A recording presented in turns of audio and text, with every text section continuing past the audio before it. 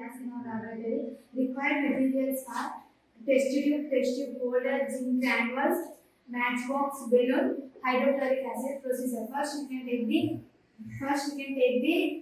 test tube and fix it into the test tube holder. Then add some zinc granules into test tube. Then add some drops of hydrochloric acid into the test tube. Distance. Distance. Right. What is going on? See. What is Reaction in the test tube. Some gas are releasing from the test tube. Is it? Yes. See. That is the called Hydrogen gas. that is the called Hydrogen gas. Hydrogen. Gas. Okay?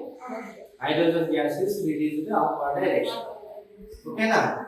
Yes, you touch the test tube also. This is also exothermic. Yes. See, all of you touch that one. Exothermic. It is the second lesson we studied now. Yes. Okay now? Exothermic reaction. Next, voice touch that one. Faster. This side. Okay?